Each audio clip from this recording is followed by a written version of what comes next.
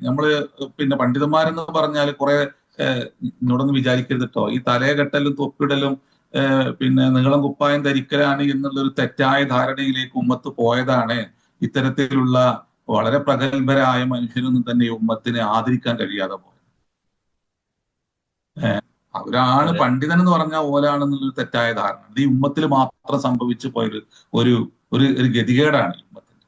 വിജ്ഞാനത്തെ ഇങ്ങനെ ബാധിച്ചൊരു സമൂഹം ലോകത്തുണ്ടായിട്ടില്ല. അത് എവിടെ വെച്ചാണ് വിജ്ഞാനത്തെ ഇങ്ങനെ മതം ഭൗതികം എന്ന് പറഞ്ഞ് അതിനെ ഈ രൂപത്തിലേക്ക് വിഭജിച്ചത് എന്ന് അതിന്റെ പിറകിൽ തന്നെ എന്തെങ്കിലും അജണ്ടകളുണ്ടോ എന്നും അറിയില്ല. ലോകത്ത് ഒരു ജനതയിലും ഇല്ലാത്ത തെറ്റായ വ്യാഖ്യാനമാണ് വിജ്ഞാനത്തിന് ഈ സമൂഹം നൽകിയത്. ഒന്ന് മതം, ഒന്ന് ഭൗതിക. അങ്ങനെ ഒരു സംഭവം ഉണ്ട്. മതം എന്നുള്ള വാക്കന്നെ ഈ ഉമ്മത്തിനെ അപകടപ്പെടുത്തിയ ഒരു വാക്കാണ് മതം എന്നുള്ളത്. വിജ്ഞാനത്തിന് ഒരൊറ്റ മുഖമുള്ളൂ, അത് പ്രാപഞ്ചികമാണ് എന്നുള്ളതാണ് ഖുർആനിലൂടെ അള്ളാഹു നമ്മളെ ബോധ്യപ്പെടുത്തുന്നത്. പ്രാപഞ്ചികമാണ് വിജ്ഞാനം, അതിന് രണ്ട് തലങ്ങളൊന്നുമില്ല. എല്ലാം അള്ളാഹുവിന്റെ ജ്ഞാനങ്ങളാണ്. അത് വേറൊരു മുഖമാണ്, ഇത് വേറൊരു മുഖമാണ് എന്ന് അതിന് പറയാൻ പാടില്ല എന്ന് ഇമാം ഷഅറാബി വിശദീകരിക്കുന്നുണ്ട്. അംർ ഖാലിദിന്റെ മനോഹരമായ പുതിയ പുതിയ വ്യാഖ്യാനങ്ങളെല്ലാം തന്നെ വിജ്ഞാനത്തെ ഈ ഉമ്മത്ത് രണ്ടായി പാലിച്ചത് കൊണ്ടുള്ള അപകടത്തെക്കുറിച്ച് അദ്ദേഹം പറഞ്ഞു പോകുന്നുണ്ട് അംർ ഖാലിദ്. അതുകൊണ്ട് കുറച്ചാൾക്കാര് അവര് മതത്തിന്റെ ആൾക്കാര്, അപ്പൊ മറ്റുള്ളവര് ഭൗതിക വിജ്ഞാനത്തിന്റെ ആൾക്കാർ. എന്താണ് ഈ പറയുന്നത്?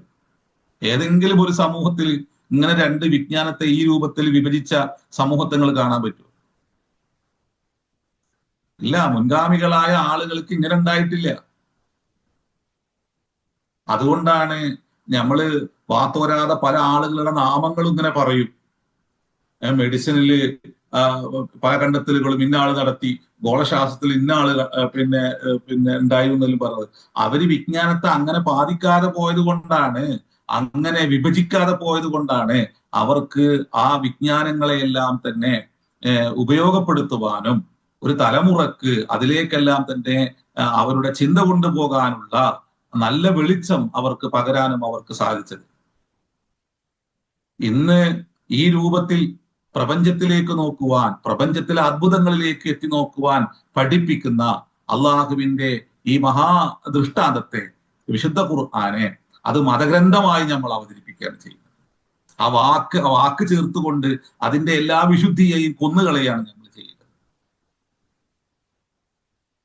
വഹയിന് അങ്ങനെ ഒരു വ്യാഖ്യാനം നൽകാൻ പാടില്ല. വിജ്ഞാനത്തിന് 3 തലങ്ങളെ അള്ളാഹു അവതരിപ്പിക്കുന്നു. ഒന്ന് പ്രപഞ്ചമാണ് എന്നുള്ളതാണ്. അതുകൊണ്ടാണ് ആയത്ത് എന്ന് അള്ളാഹു പറഞ്ഞത്.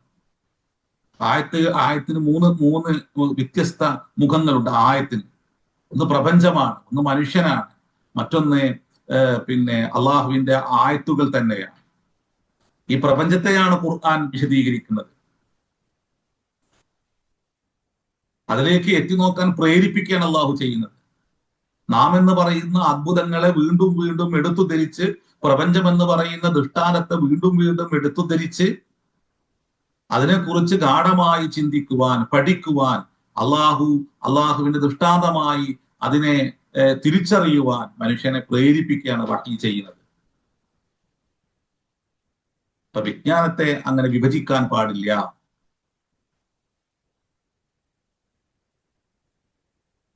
വിജ്ഞാനം പ്രാപഞ്ചികമാണ് എന്ന ഒരു അടിസ്ഥാന തത്വത്തിൽ നിന്നുകൊണ്ടായിരിക്കണം വിജ്ഞാനത്തെ സമീപിക്കേണ്ടത്. അപ്പൊ നന്നായിട്ട് ഫിസിക്സ് പഠിച്ച ഒരാൾ, ആ ഫിസിക്സ് പഠിച്ച ആളെ നമ്മൾ ഇമാമ് നിർത്തൂല. അപ്പൊ അയാള് പണ്ഡിതനല്ല എന്നാ പറയാ. അയാളാണ് ഏറ്റവും വലിയ പണ്ഡിതന്.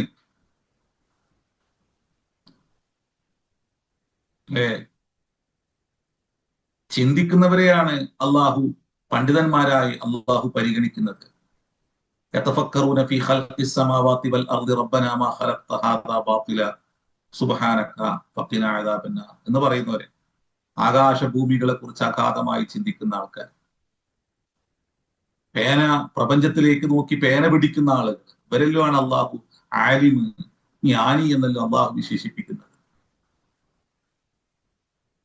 ഖിദർ നബിയും മൂസ നബിയും ഒരു പട്ടണത്തിലെത്തുമ്പോൾ ആ പട്ടണവാസികളോട് ഭക്ഷണം ആവശ്യപ്പെടുന്നു. അവരെ പിന്നെ ആതിഥ്യമരുളാൻ തയ്യാറായിരുന്നില്ല എന്നെല്ലാം പറയുന്നൊരു ഭാഗമുണ്ടല്ലോ.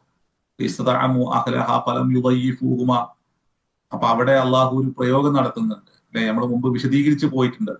അതെന്താണ്? അവിടെ ഒരു പിന്നെ ചുമരിനെ കുറിച്ച്, ഒരു പൊളിഞ്ഞു ചാടാനായ ഒരു വീടിനെ കുറിച്ച് പറയുന്നുണ്ട്. അവിടെ ഉപയോഗിച്ച വാക്കന്നെ ഇമാം ഷാറാവി പറയുന്നുണ്ട്, യുരീദു അയ്യൻകല്ല, അത് പൊളിഞ്ഞു ചാടാൻ ഉദ്ദേശിച്ചു എന്ന്. അപ്പൊ ഈ പ്രപഞ്ചത്തിൽ ഓരോന്നിനും സംവേദന ശക്തിയുണ്ട്. ആ സംവേദന ശക്തി പലപ്പോഴും നമ്മള് അതെന്താണ്, അത് ഗോചരമാണ് എന്നാണ് നമ്മൾ പറയുക. അത് നമ്മുടെ അറിവിന്റെ ഒരു പരിധിയെ വെച്ചുകൊണ്ടുള്ള നമ്മളുടെ ഒരു പ്രയോഗമാണ്. ഒരു പ്രവാചകന്മാരിലേക്ക് അത് ചേർക്കുമ്പോൾ അവിടെ ഉപയോഗിക്കേണ്ട പിന്നെ ശരിയായ വാക്ക് യുരീദു എന്നാണ്. ഇറാദത്തിനെ ഒരു നമ്മള് പിന്നെ ചിന്തയില്ലാത്ത ഒന്നെന്ന് വിശേഷിപ്പിക്കുന്ന അതുമായിട്ട് ഒരു പ്രവാചകൻ ചേർന്ന് നിൽക്കുമ്പോൾ അവിടെ ഇറാദത്തിനെ അള്ളാഹു ചേർത്ത് പറയുന്നു, അഥവാ അതിന് സംവേദന ശക്തി ഉണ്ട് എന്ന് അള്ളാഹു ബോധ്യപ്പെടുത്തുന്നു. പ്രപഞ്ചത്തിൽ ഓരോന്നും സംസാരിച്ചു കൊണ്ടിരിക്കുന്നുണ്ട്. ശരിക്കും നമ്മളുടെ ഭാഷയിലാണെങ്കിൽ അതിന് എങ്ങനെയാണ് പറയേണ്ടത്? കറുബ അയ്യൻകല്ല എന്നാണ് പറയേണ്ടത്. അത് പൊളിഞ്ഞാടാൻ അടുത്തായി എന്നാണ് പറയേണ്ടത്. പക്ഷെ അവിടെ ഉദ്ദേശം എന്താണ്? അപ്പൊ ഈ പ്രപഞ്ചത്തിലെ ഓരോന്നിനെ കുറിച്ചും അത് പ്രവാചകന്മാരിലേക്ക് ചേർത്ത് വെച്ചുകൊണ്ട് ആ വിഷയത്തെക്കുറിച്ച് പറയുമ്പോഴേ അതിനെ മറ്റൊരു തലത്തിൽ നിന്ന് കൂടി അതിനെ നോക്കിക്കണ്ടുകൊണ്ട് അതിനെ സമീപിക്കേണ്ടതുണ്ട്.